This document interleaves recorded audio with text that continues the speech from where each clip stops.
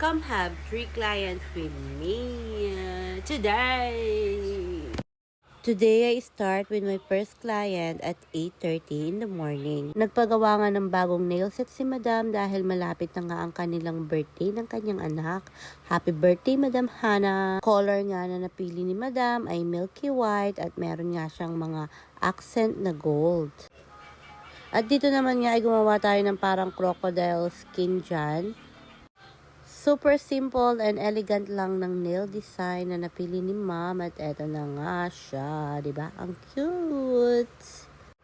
At nagpa-extension nga din si Madam sa kanyang paa.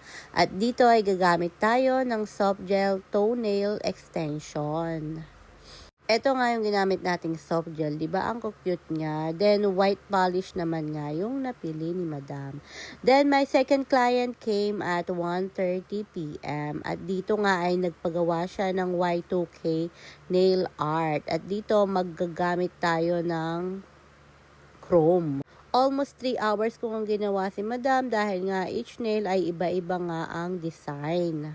Dati nga pag gumagawa ako ng mga isolated chrome ay nahihirapan nga ako gawa nga ng kumakalat yung chrome powder niya. Pero ngayon talagang gamay na gamay ko na siya at alam ko na kung paano ang gagawin. Sa dami nga na naglalabas ang bagong nail art, bagong technique ay kailangan mo na nga lang mag-research on your own. Then practice ka na lang hanggang ma-perfect mo na siya. And this is the final look. O, diba? Ang ganda niya. Kitang-kita yung pagka-chrome niya. Then, yung last client nga ay hindi ko na nabidyohan. Yun ay gel polish na jelly color.